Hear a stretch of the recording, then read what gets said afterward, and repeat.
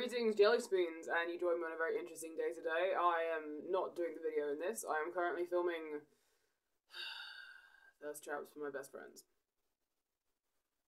The things you do for love. So, coming fresh off the bat from that chaos, I am just here quickly to introduce you to today's Monday Madness video. As some of you may have known, I have been working on a project with some of my friends for the last couple of years. It is a podcast called Quest of Ruin, and basically the rest of this video is a conversation between me and my co-writer, Gareth Cadogan, where we are having a chat about it over webcam. So the rest of this video is basically snippets and clips of our conversation via web chat. So there will be information about the podcast, where you can find it, what the plot's about, and there'll be a lot of details about the characters as well. So trying to reel you in with the characters and the angst and the backstories and stuff like that. There really should be someone for everyone, and I voice one of the characters, a little goblin named Belink, and I will not say any more than that right this moment. So check out the rest of this video. I hope you enjoy. If you want to watch this podcast, I will post a bunch of links down in the description below. And if you would like to support me in my crazy chaos journey and things that I am doing in my life that are costing me a lot of money, then you can support me by going to my Ko-fi page. I never really want to get money for nothing. I always want to give you guys something if I can, so you can commission me to make you costumes, you can commission me to do you personalised in-character messages from Puck from A Midsummer Night's Dream. Yes, you get a Shakespearean soliloquy. Yes, I pen them myself. You can get Peter Pan directly from the Neverland. I do different versions of Peter Pan now though, so specify which one you would like. I also do Mollymauk, Lucien, and Kingsley as well, so hit me up, and if there's any other characters that I do you'd like a message from, chuck me a message about that as well, and I'm sure we can do something. Also, over on my Ko-fi page, you can find my shop, which has merch, which I will put all over the screen right now. You can get gay pirate badges, you can get other badges, you can get a little acorn thimble kiss kind of thing, so check out my Ko-fi page for all of that delectable wonderfulness. And if you fancy supporting me on a month-to-month basis and being committed to me, then you can join my Patreon. And let's face it, the main reason most of you are there is because I upload pictures of the dog. Which is fine by me. If you guys are drawn there for the dog, that is not a problem. So hit up my Ko-fi and my Patreon if you want to support me, and if you want to support the podcast that I'll be talking about in the rest of this video, hit up all the links down below. Thank you very much, my wonderful jelly spoons. Goodbye. So, before we talk about the characters and really draw you into this, what the heck are we both doing? Well, me personally, I am scribbling and writing things and ideas and occasional plot points, and I am also voicing a couple of characters, predominantly a small goblin who is obsessed with explosives. But we will talk more about that in the character section. And what are you, my friend? What are you doing? I, for reasons best known to my past self, am pretty much the creative lead on the project. So I direct the show, I co-write with yourself, I do the directing of the actors, and I also voice a couple of the characters. I voice Lather, who's an elven warrior, who we'll come back to when we talk more about the characters, and I also provide the voice of the Game Master.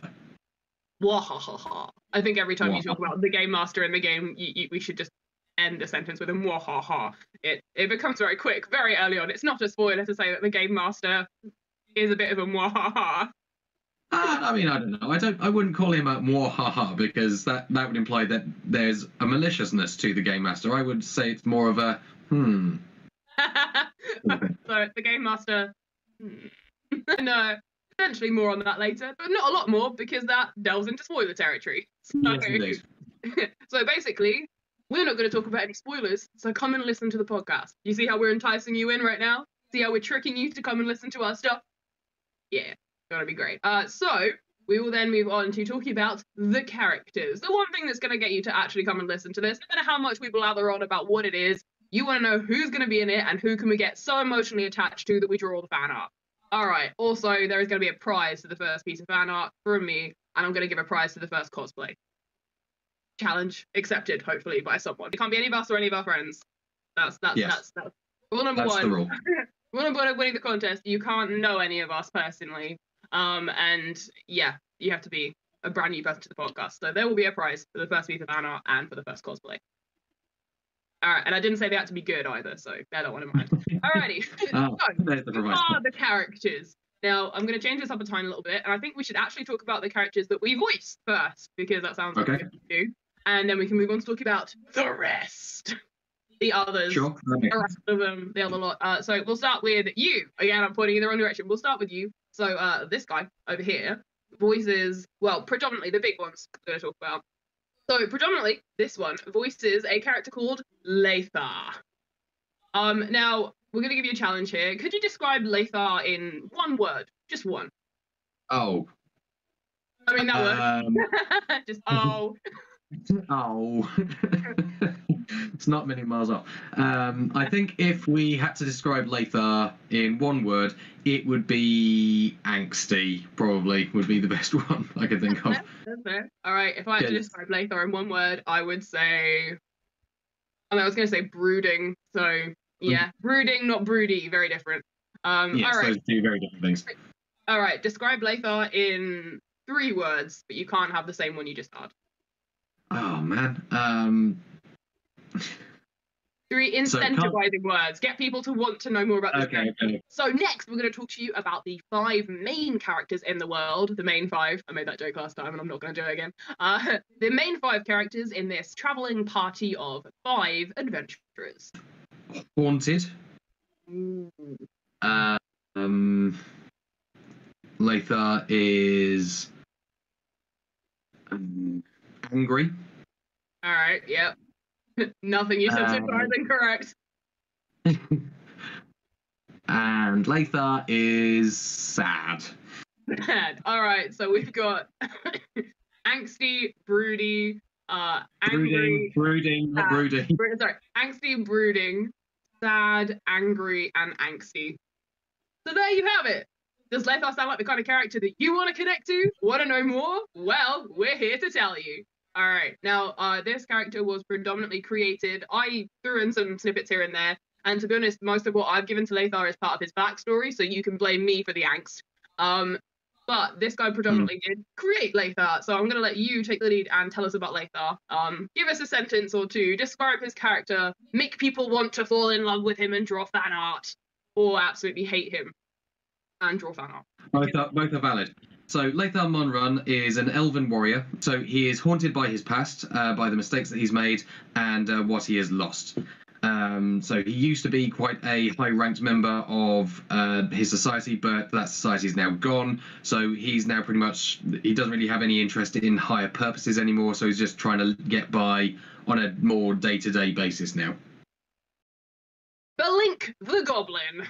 Belink is the character that I predominantly created, and you'll be able to tell why pretty much immediately. Belink is a very small goblin who is a youngster goblin, and is out in the world basically exploding it at a moment's notice. Belink absolutely loves explosives and explosions and has learned to be basically a tinkerer and can now create his own explosives, his very own personal set of explosives. Belink can often be found riding on the shoulders of one of the larger party members, who we'll talk about later.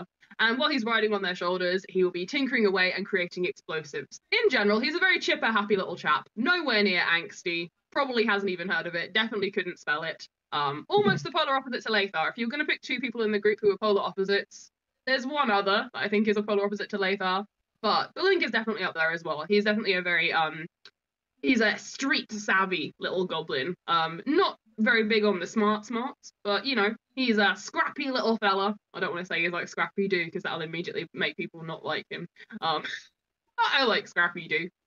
Controversial opinion of the day, I enjoy Scrappy-Doo. So yeah, Belink is pretty much my creation, created by me, and I adore him, and I think he's little and cute, and he will explode you from a mile away. So yeah, that is Belink, and that was Lather. So now we're going to talk to you about the other characters in the show. And I think a very big important one we should talk about is Yala.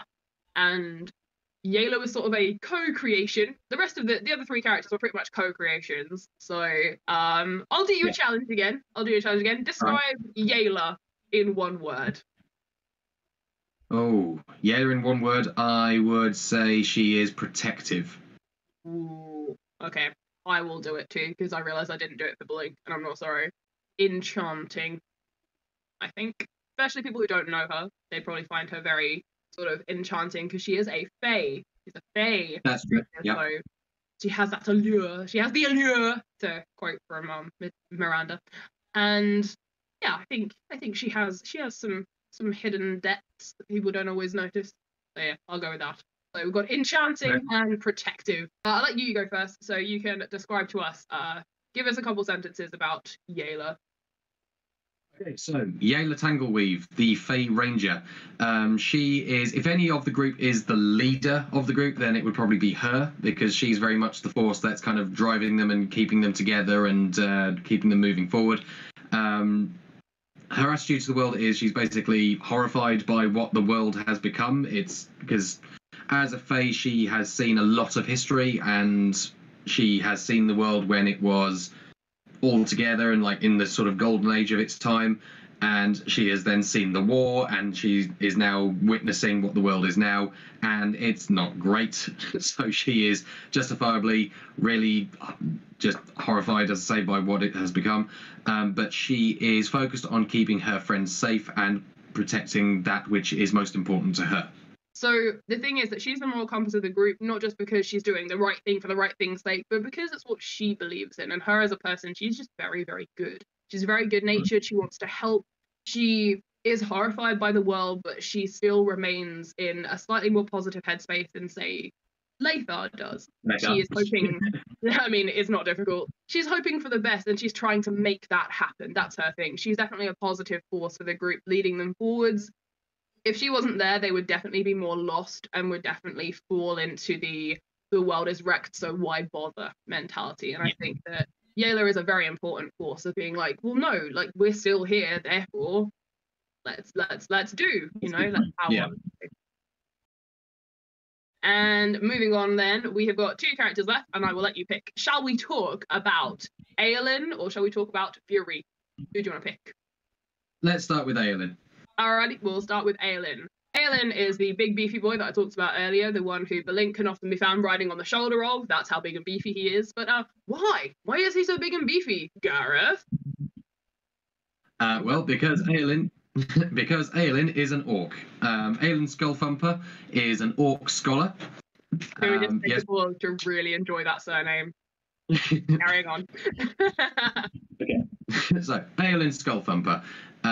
He is an orc scholar, originally from Krandur, which is the orc homeland. He is very much the brains of the group. He's the smart one. He's the one who has spent much of his life studying and living a very academic life.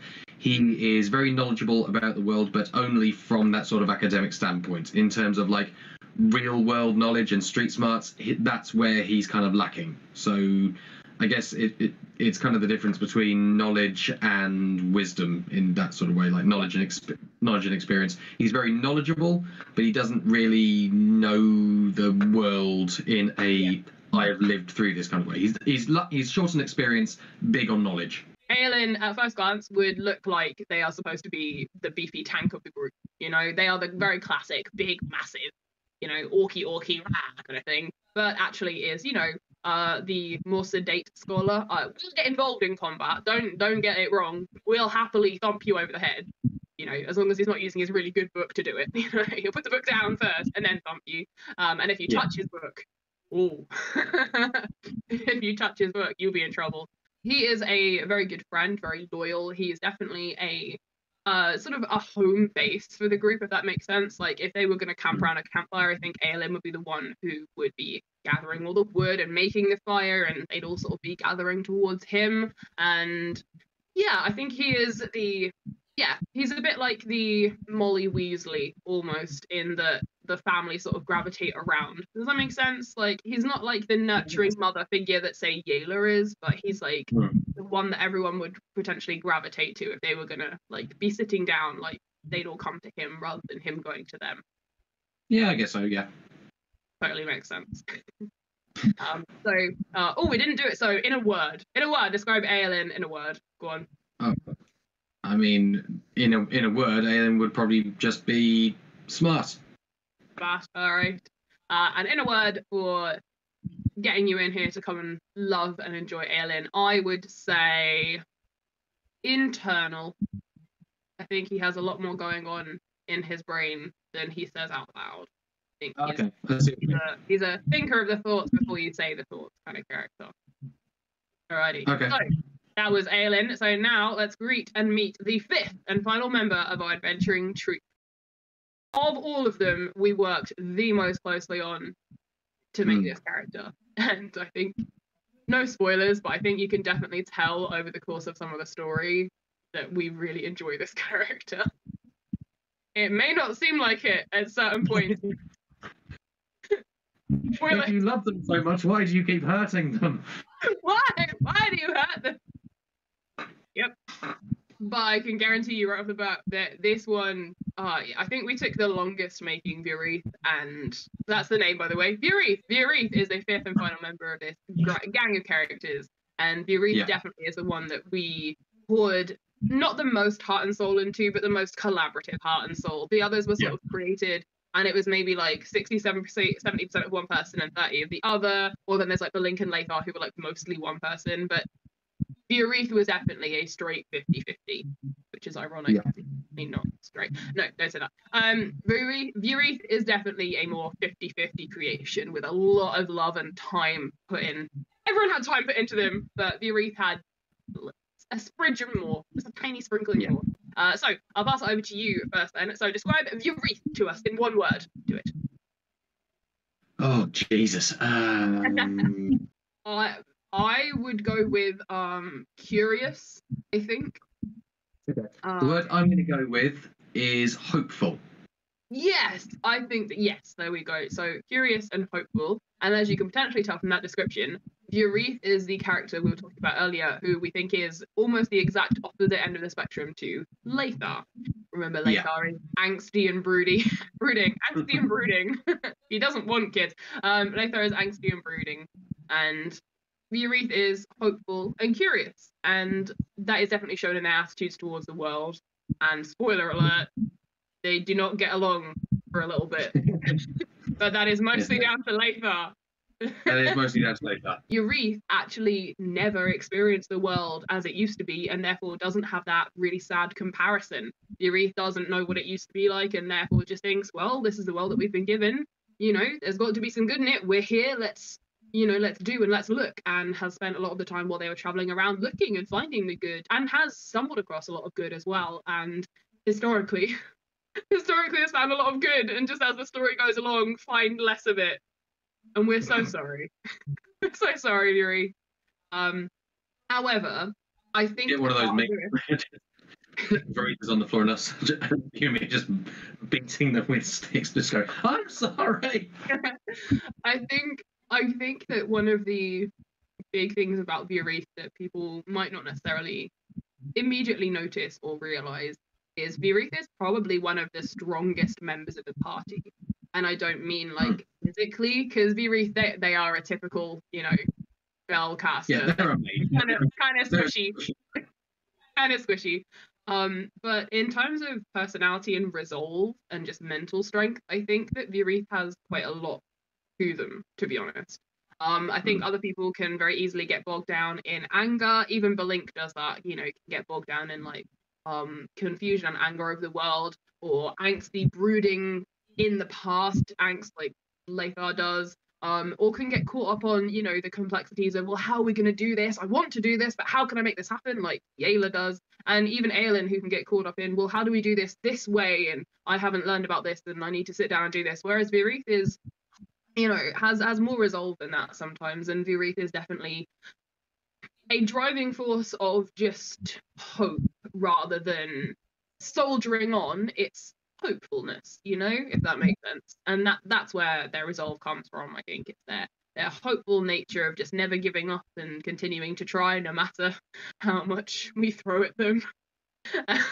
Spoilers. So if you want to see one of the most beautiful characters in the world suffer through and persevere through wholesome everything that we could throw at them, then come and watch this one. Come and listen to this podcast, because you will absolutely love Viorith. So next up, we're going to give you a sprinkling, an inkling. We're going to draw you in. We're going to try to anyway. And we're going to tell you a little bit about where the story starts. So I know that this guy has prepared an entire paragraph for you. So before we jump into that, I will just give you this tiny little nugget of information. Somewhere out there in our world, a group of people meet at a table to play a fantasy role-playing game. As they get into their characters, the world sort of dissolves and we come into the world of Tor. All right. Give us your paragraph. Okay, so the story begins, as all good fantasy stories do, in a tavern. So Lather, Yala, and Belink have been travelling together for a while now, and they have been given a tip to retrieve a ancient magical tome, and they've been promised that they'll be paid well for this. But this spell book is in an old necromancer's tower, and in order to gain access to this tower, they need a mage, first of all, to breach the magical seal which is covering the door. And so Yala, who knew Varith when they travelled briefly through the Fey realm, calls upon Varith and asks them for their help. Varith, at this point, is also friends with Aylin, who is an expert in arcane architecture, and so knows his way around Wizard's Tower. So the two of them join up with the other three, and they go along to begin their adventure. So, we've enticed you with the character descriptions and the world description, and you desperately want to come and listen to this, even if you think it sounds terrible. You know you want to come and listen to this, but where can you listen to this podcast? Well, Gareth's going to tell you. Yes, he is. So, the podcast will be launching on the 5th of July, 2022, and it will be launched through Acast. And if you know what Acast is, then you know that they launch on pretty much all podcasting platforms. And if you don't know what Acast is, well, then I just told you. They're a company that distributes podcasts on all podcasting platforms. So Spotify, Apple Podcasts, I believe they also do Google Podcasts as well. So basically, wherever you get your podcast from, it'll be there. But also, if you are hard of hearing, then we will also have subtitles on all of the YouTube videos. So if you want to read along with it, then you can. Or you can find the transcripts for the episodes on our website, scrollanddagger.com. So if you want to read along with the episodes, then there will be options to do that too. Also, if you want to just read the scripts, I don't know how well edited they have been, but some of the descriptions that were mostly written by me are pure delight. Absolute pure delight. I think we've probably edited some of them out, but there are several scenes where I'm just like, yeah, and then this happens. I don't know how to make that into a noise, but this is what's happening. And there's one point where it's like, nobody knows this in the recording, and there's no way of showing this, but Belink is currently asleep on Aylin's arm and stuff like that. It's very cute. So if you want to go and read stuff like that, read it as a play. Why not? Read it to yourself as a play. Go on the website and do that. And yes, if you're a filthy podcast enjoyer who does not actually listen to podcasting apps like myself, then yeah, you can find them all on the YouTube as well. So, thank you for watching this episode, my wonderful jelly spoons. I hope that you guys enjoyed everything that we had to say. I hope you are enticed to come and listen to Quest of Ruin. And within the umbrella of Scroll and Dagger, there are other podcasts that are going to be coming out as well. I haven't co-written many of them. I am voicing a few people in some of them, but they are not quite as done yet. So I will do another video talking about them at another point. But if you want to see some tiny snippets of information, you can hit up the Scroll and Dagger website. All of this stuff I will link in the description down below, and you guys can check out what some of those are going to be about. Alrighty, so thank you very much, co-captain, for coming to join me on this mission of telling people all about a podcast. And yes, I will play you out with the teaser trailer for Quest of Ruin. Dun, dun, dun, dun.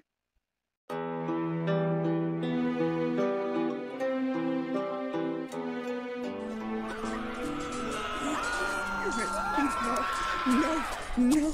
Oh, please be alive. Oh, thank goodness. Oh, yes. Thank goodness. Thank goodness that I failed. Don't say that. You did what you could. We all did what we could. And it wasn't enough, was it? Look out there. The Harbinger has won. All those people dead because of me. No! Don't you dare think that. You couldn't have known. But I'm not wrong, am I? If I hadn't... If he hadn't... If you hadn't? Think about what you're saying. It was the only choice. If you hadn't... You wouldn't be standing here right now. None of the people who followed us would be alive. Oh, yes. I clearly did them a great service. All right. We failed. Look at me. We failed. Both of us. And there's nothing we can do now. It's over. The only thing we can do is plan for what's next. There is no next. This is the end. It's over. This is over. But think about it. All these years and the Horde has never advanced to the east. Lahane, the Ashen Plains, those lands are all still safe, more or less. More or less? Well, nowhere's going to be completely safe, but out there, maybe... But why We would... should move. They're going to get bored soon and they're going to start looking for survivors. if there are any. Quite a few got away, actually. My bet is they've had the same idea I did. Now, come on. All right. So, what do we do? What do you mean? I mean, we get to the Eastern Lands, and then what? Then we survive. There's always work for people like us. We find that work that pays, and we use that to keep going. We keep out of the Harbinger's way, and we survive. And that really is the best we can try for. Come on. We have a long way to go.